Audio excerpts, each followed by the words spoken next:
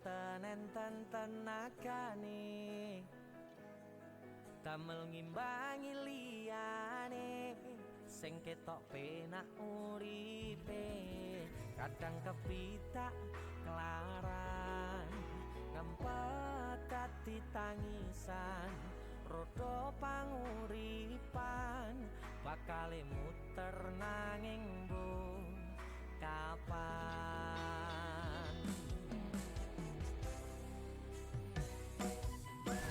sopo to sing pengin koyo ngene terlahir rasuke bondo sadar aku kalah rupa terserah kowe sayang roa.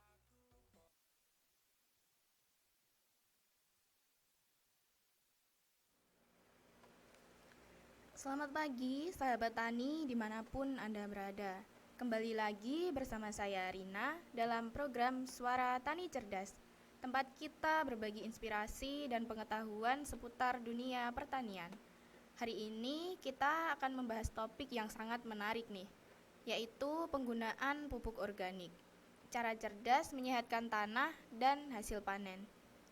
Nah, sudah hadir dua narasumber hebat di studio kita hari ini, yaitu ada Bu Ratna, penyuluh pertanian dari Dinas Pertanian Kabupaten Bangkalan, dan juga Ibu Halimah, seorang petani padi yang sukses beralih ke pupuk organik. Selamat datang Bu Ratna dan Bu Halimah. Selamat pagi Mbak Rina, juga para pendengar setia program Suara Tani Cerdas. Selamat pagi semuanya, senang bisa berbagi pengalaman di sini. Wah, luar biasa. Langsung aja yuk kita mulai obrolannya. Bu Ratna, sekarang lagi tren nih pembahasan soal pupuk organik.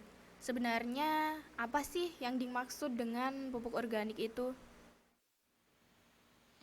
Iya Mbak Rina, pupuk organik itu adalah pupuk yang dibuat dari bahan alami, seperti sisa tanaman, kotoran hewan, atau limbah organik rumah tangga. Keunggulannya, pupuk ini bukan hanya memberi nutrisi ke tanaman, tapi juga memberi struktur tanah, menjaga keseimbangan mikroorganisme, dan ramah lingkungan. Wah, banyak juga ya Bu Ratna manfaat dari penggunaan pupuk organik. Nggak cuma bermanfaat untuk tanaman, tapi bermanfaat juga bagi lingkungan dan tentunya kesehatan konsumen. Nah, untuk pupuk organik sendiri itu ada berapa jenis Bu Ratna? Jadi, pupuk organik itu ada beberapa jenis, Mbak Rina. Berdasarkan bentuknya, pupuk organik dibagi menjadi pupuk padat dan pupuk cair. Pupuk organik padat itu contohnya seperti pupuk kandang, pupuk kompos, dan pupuk hijau. Nah, cara pengaplikasiannya bisa ditabur di permukaan tanah, di sekitar tanaman, dibenamkan, atau biasanya para petani mengaplikasikannya pada saat pengolahan lahan. Untuk pupuk organik cair, biasanya terbuat dari urin hewan seperti kelinci atau sapi, limbah tanaman yang difermentasi, atau limbah dapur seperti air cucian beras. Cara pengaplikasiannya, pupuk organik cair ini bisa dengan dikocorkan pada tanah sekitar batang tanaman atau dengan cara disemprotkan pada permukaan daun, utamanya pada bagian bawah daun, karena disinilah banyak terdapat stomata. Wah, saya baru tahu kalau air cucian beras juga bisa jadi pupuk cair. Ternyata bahan yang kita anggap sepele pun bisa berguna ya Bu Ratna. Betul sekali Mbak Rina, kadang yang kita buang tiap hari justru menyimpan manfaat besar untuk tanah. Jadi setelah ini ibu-ibu jangan buru-buru buang air cucian berasnya ya. Bisa disimpan buat tanaman hias di rumah. Nah, kalau dari pengalaman petani sendiri, seperti apa perbedaannya, Bu Halimah, sejak menggunakan pupuk organik?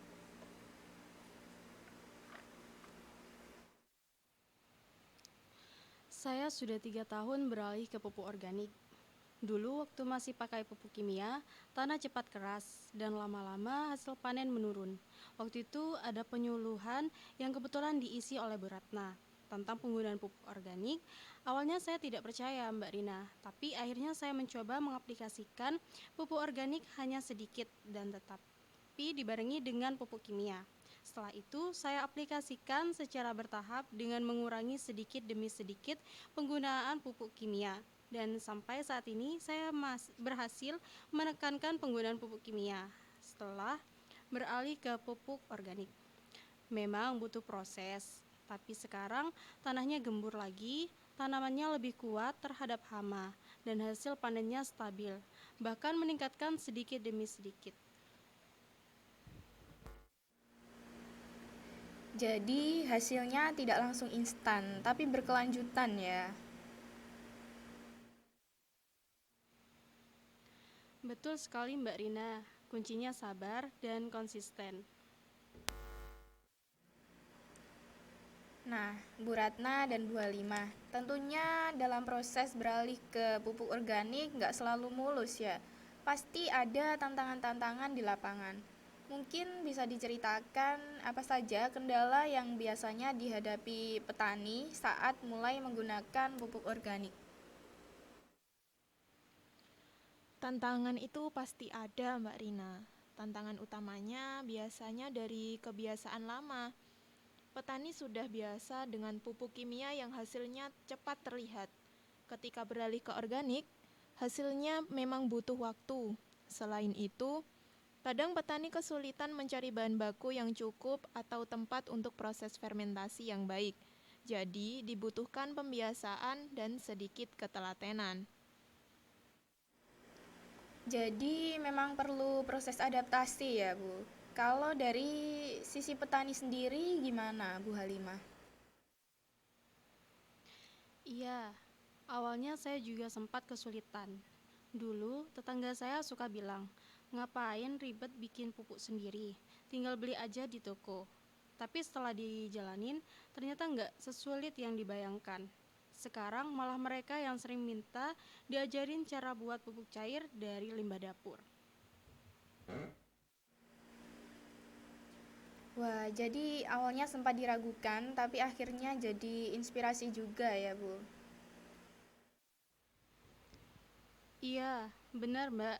Kadang kita cuma perlu berani mulai dulu, setelah lihat hasilnya, orang lain akan ikut percaya. Betul banget. Nah, Bu Ratna, kalau misalnya ada pendengar kita yang baru mau coba bertani organik, kira-kira tips apa sih yang paling sederhana yang bisa dilakukan di rumah atau di lahan kecil seperti pekarangan rumah?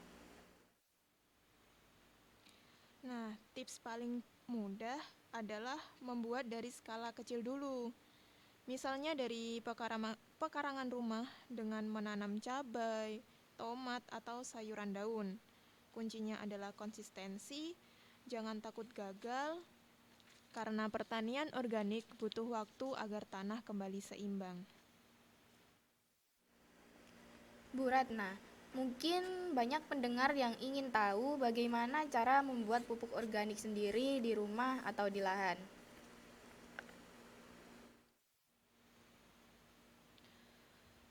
Sederhana aja kok Mbak Rina. Kita bisa menggunakan bahan seperti jerami, kotoran ternak, dan dedaunan. Campurkan semuanya, tambahkan air secukupnya, lalu diamkan selama beberapa minggu.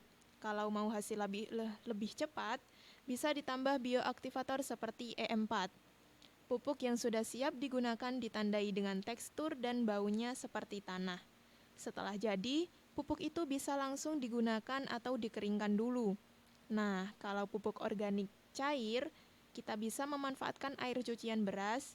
Jadi, ibu-ibu di rumah, kalau cuci beras airnya jangan dibuang, bisa dimanfaatkan jadi pupuk. Caranya, ditambahkan bioaktivator dan gula merah, terus disimpan aja di dalam botol atau wadah yang tertutup rapat dan didiamkan sekitar 7-10 hari.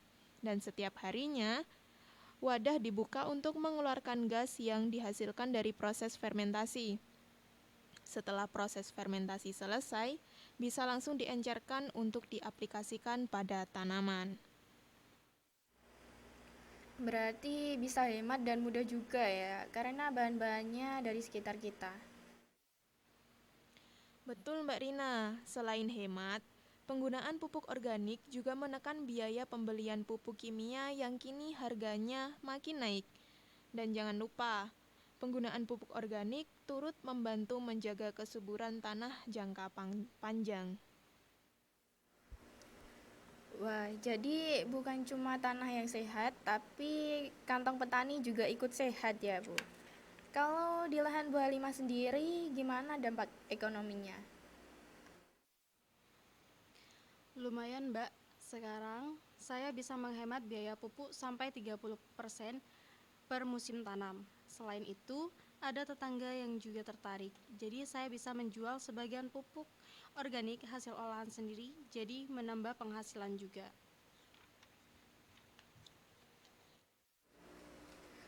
Wah, jadi selain menyehatkan tanah, bisa jadi peluang usaha juga ya, Bu.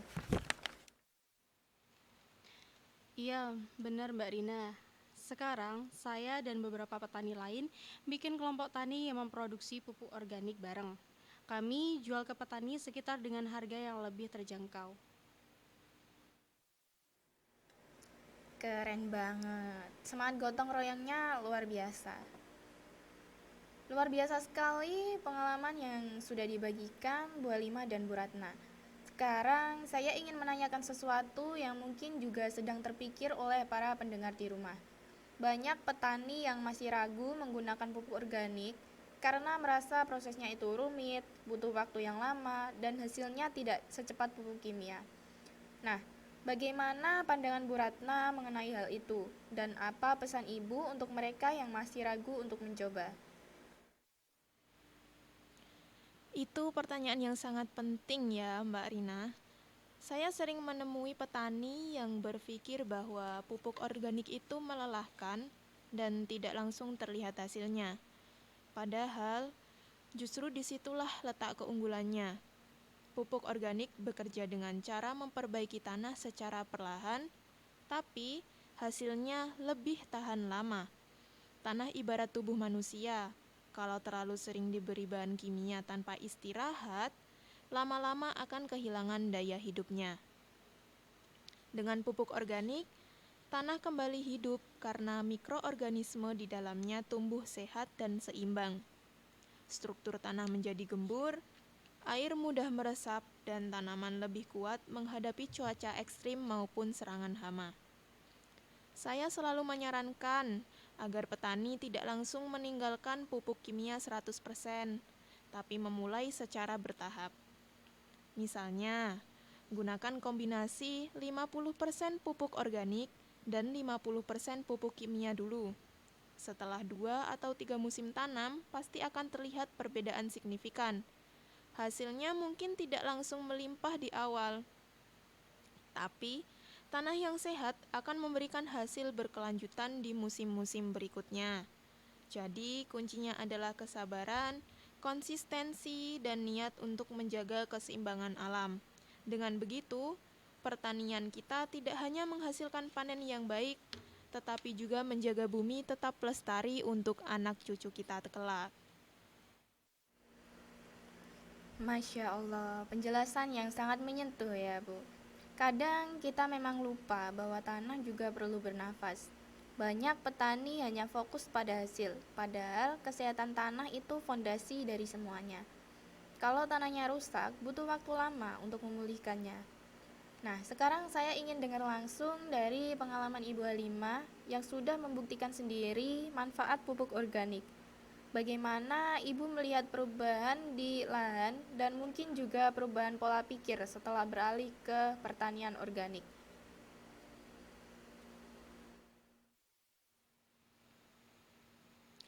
Saya dulu termasuk petani yang keras kepala Mbak Rina. Saya merasa pupuk kimia itu paling praktis dan hasilnya cepat. Tapi semakin lama, tanah saya mulai mengeras. Air susah meresap dan hasil panen malah menurun. Saat itu, Bu Ratna datang memberi penyuluhan tentang pertanian organik. Awalnya saya ragu, tapi akhirnya saya coba di separuh lahan saja. Musim pertama belum terlihat banyak perubahannya, tapi di musim kedua dan ketiga mulai tampak hasilnya. Tanah jadi lebih gembur, batang padi lebih kokoh, dan biji gabahnya lebih berat. Dari situ, saya mulai yakin dan perlahan beralih sepenuhnya ke pupuk organik. Selain itu, saya merasa lebih tenang karena biaya pupuk jadi jauh lebih hemat. Kalau dulu setiap musim, saya harus keluar banyak uang buat beli pupuk kimia. Sekarang, sebagian besar bahan saya buat sendiri, dari jerami dan kotoran ternak. Bahkan, saya bisa menghemat sampai 30% per musim. Saya juga bikin pupuk lebih banyak dan sebagian saya jual ke tetangga. Jadi, selain menyehatkan tanah, juga menambah penghasilan. Sekarang, saya dan beberapa petani di desa membentuk kelompok tani yang memproduksi pupuk organik bersama. Kami belajar bareng, saling bantu, dan hasilnya mulai terasa di tingkat ekonomi dan lingkungan. Dulu, banyak yang mencibir, tapi sekarang justru banyak yang datang minta belajar. Rasanya bangga bisa jadi bagian dari perubahan kecil di desa kami.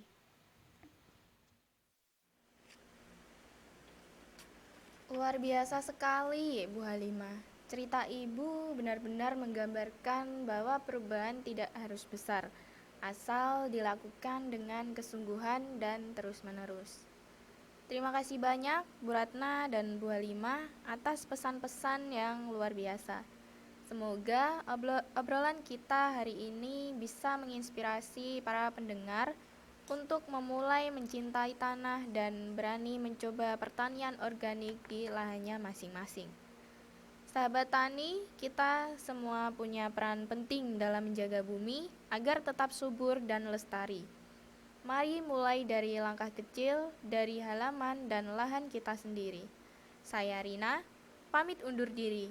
Tetap semangat, jaga alam, dan terus berkarya untuk pertanian Indonesia yang lebih hijau dan berkelanjutan.